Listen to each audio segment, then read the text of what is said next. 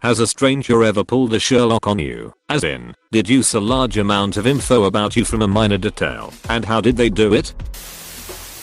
Was working at a location that has stairs and thought I had bad heartburn, and climbing up and down the stairs carrying trays of food was making it worse. A customer saw me taking Tums twice, and she said she was a nurse for a cardiologist, and she thought I was having a heart attack. I was.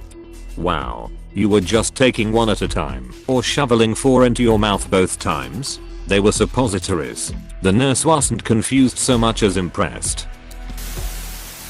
I was standing in line at a restaurant for lunch and this drunk, homeless black dude was begging for change. He asked me what my background was, so I told him Mexican. My family told me to not tell people I'm native because of the negative connotations of being native. He looks at me and said, "No, you don't look like you're from Mexico. You look like a Hader man, or Simpson man, or a Jigson man. My mom is Jigson." He then goes to the woman in front of me and asks where she was from, and she said Syria, so he said she probably knows Egyptian Arabic and starts talking to her in Arabic. The guy seemed really smart for a drunk homeless guy. There are entire shadow universes of elite humans who were born into the wrong families or the wrong places at the wrong times, or had something horrible happen to them to derail them permanently. For reference, I have a PhD now. 20 some years working in a field where every other person has a PhD. To this day, the smartest person I've ever met, bar none, was a kid I taught back in the day at a school for at-risk youth. Dude was insanely intelligent. We played chess a few times and he smoked me like nobody had done before. I'm not saying he was Good Will Hunting level, but he wasn't far. It was intimidating, in a way, and I'd see him hanging out at the pawn shop when I'd drive by. No idea where he is today. I should have tried to take him under my wing, but I was only a couple years older and had no money or connections at the time. // There are entire shadow universes of elite humans who were born into the wrong families or the wrong places at the wrong times, or had something horrible happen to them to derail them permanently. There's also a lot of evidence to suggest that ignorance really is bliss, or at least that being more intelligent / educated can often lead to a bit of overload, stress, and anxiety that in turn can lead to mental breakdowns, substance abuse, and any number of situations where you might end up in a pretty bad state. There's also people in the spectrum that may be massively intelligent but lack certain social skills which would make their lives easier. Lastly, there's also the aspect of immigrants who, despite being very intelligent and qualified, may only be able to get a low-level job due to their immigration status, certification / licensing, language skills, or just old-fashioned racism. There are a lot of cab drivers in North America who may have been doctors or physicists in another country. I took a Chinese calligraphy class in college. 1 credit. Quite fun. The teacher took one look at my efforts on the first day and said, "You're a math major, aren't you?" She was right. In one of my psychology courses, our professor went around the class asking everyone why they were taking this particular course. One student got pretty red in the face and answered because psychology classes are easy. My professor laughed and asked if she was a math major. She was. I used to hang out on Hacker News, a forum that was originally for tech startups but changed to programmers.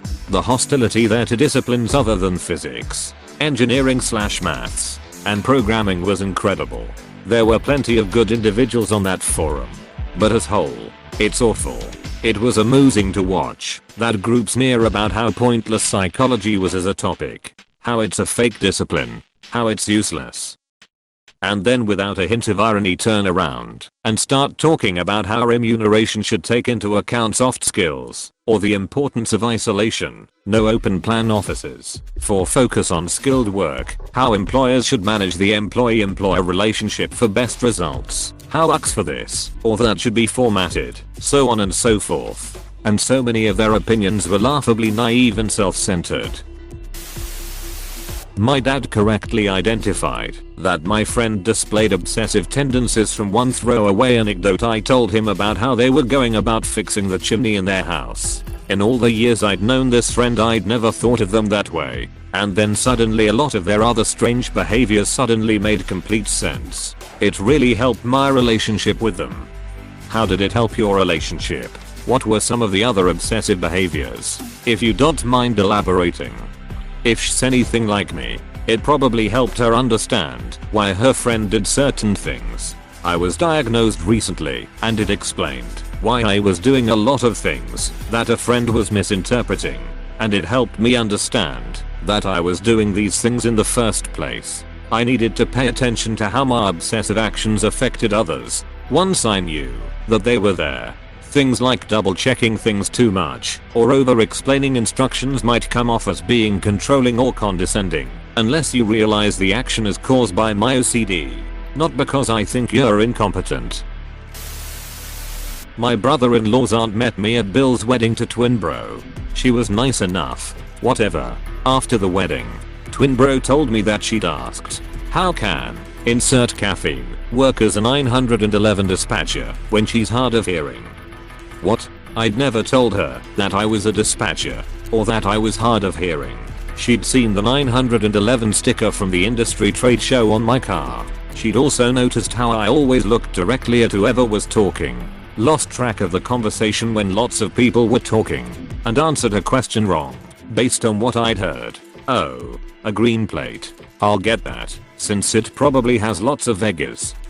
It was actually a brie plate. But whatever.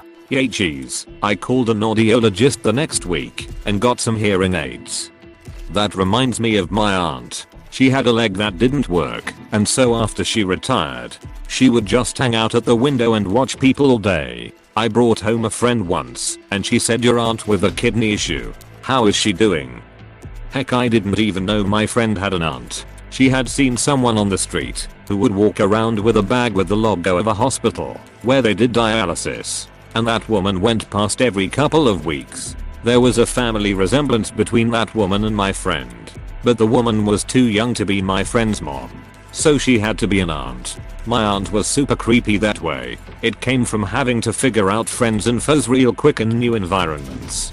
She was very conscious of being a single disabled woman with good savings. She would blend into the background and underplay herself because she was afraid people would scam her out of her money otherwise. She would actually sit me down by her window and tell me things about how to notice people. She'd also tell me all the different ways people try to trap you in conversation to reveal more than you should, and taught me how to avoid them and how to tell if someone is actually competent or not at an activity from how they talk about it. I think I've learned more about human nature from her than from any book or video by someone claiming to be a CIA agent. I miss her so much. I want to know more about what she taught you. She sounds absolutely fascinating. Less of a Sherlock, more of a My Fair Lady. A friend of my GF at the time guessed that I was on the autistic spectrum. Something I'd spent years practicing to present myself in ways such that most people don't pick up on that. She told me, you give the impression that you've studied and deliberately practiced active listening. Most people don't do that. Apostrophe. If you're aware of the autistic community at all, you can always tell exactly why you said most people don't have to pay attention. It's an endearing quality. When anyone bothers to know enough about what autism looks like and asks if you're on the spectrum, it means a lot. I've only ever had someone do it once to me, and I was really thankful for them to take the time to learn what autism looks like, especially in women. So often I hear things like women can't have autism or you don't look autistic. Ugh. It takes so much of my limited energy to explain what being on the autism spectrum is like. It's so nice to just meet someone that already knows and you feel like you don't have to explain your entire existence to them. Yes, I was out with friends and wasn't feeling like myself. I had just gotten back from a trip out of state. Even though I felt like garbage, I needed to get out and socialize a bit. A guy I'd never met was there, and I didn't talk much, but I did talk. At one point he looked at me and asked if someone in my family just passed away, and yes, they did. I had just flown back from out of state because my nephew passed. He said I just looked vulnerable and like my heart was breaking. which was weird because I felt super vulnerable and like I had an obvious hole where my heart should have been. I'm not sure what it was that I did, said, or didn't say, but he picked up on it right away. My guess was that I wasn't very forthcoming about my trip, and when asked I gave very little details, and he was just a good listener. I'm sorry about your loss, man. How've you been since? This was 5 years ago, but in September my cousin and aunt passed away within 48 hours of each other my first week of nursing school, and it's been a surreal time and year. Since the loss of my nephew, my brother and Sil came back to home state and recently had their third daughter. They still feel the loss, of course, but we are all healthy and living. The guy who called it, we became really good friends and he can still read me like a book.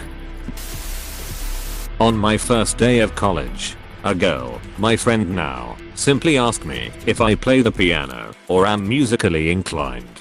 It was a shocker, because she knew nothing about me or of me. I have been a pianist since I was 9, but I do not talk about it or post on social media. I responded with a yes and asked her how did she figure. She told me I tap my fingers on my knee or on the desk. I know anyone can do that to keep themselves occupied, so I simply took it as a fun coincidence. 2 weeks later, she revealed that her twin brother, who passed away when they were 11, had hands exactly like mine and was a prodigy. The little man used to play Mozart at 8.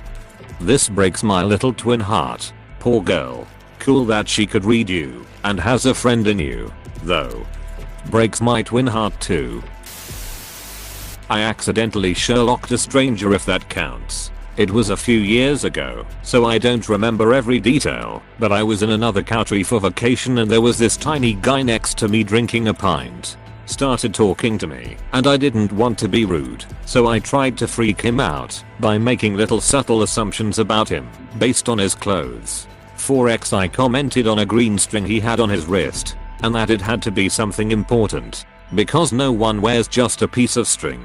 He got uncomfortable. I asked him, "Are you from Libya?" with the most certain voice. Mind you, we are in Scandinavia, very far away, but he speaks the local language, and he froze. Turns out the dude was there just before the Civil War visiting a friend, and that piece of string was given to him by his friend's mom while they smuggled him out of the country. Needless to say, we were both very shocked and very amused. If you are out there, I think your name was Carl or SMTH. Hope you are doing okay, buddy. In a sentence, dude was smuggled out of Libya, and I found out because of a little green string on his wrist. This dude I worked with said I was super witty and always had a one-liner comeback for everything. He asked how I was so good at it, to which one of his employees said he probably used to get made fun of a lot and had to retaliate. Ducker was right. I was defused. Reminds me of a tweet I saw recently. Did you have a happy childhood, or are you funny? Credit at FEMINIST_TH0T. I'm funny. A friend of mine attempted to do that to me in college. He used the fact that I was suddenly wearing less clothing to deduce a whole number of things, all wrapping up into the conclusion that I had a boyfriend. It was hot outside. But did you have a boyfriend? No. A homeless guy once came up to me and asked if I was a boxer because my hands look veiny and I look like I could beat him up. He was serious. I was a 23-ish average skinny woman. I've never done sports in my life, so no. One person guessed I had ADHD simply by talking to them. One person in my 28 years.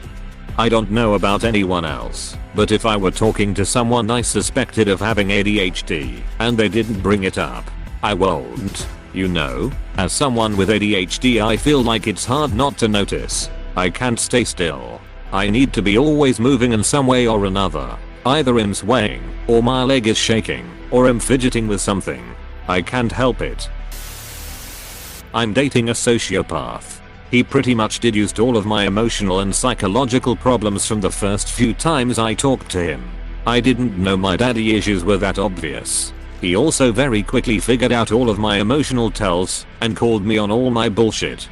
You're attracted to and attracting psychopaths. Of course you have daddy issues. This coming from someone with a covert narcissistic dad. I also am attracted to and attract covert narcissistic men. This is a pattern only now started noticing after my last breakup. We are attracted to what's familiar and comfortable. We recreate past relationships because that's how the pattern of behavior works. First step to breaking the cycle is awareness.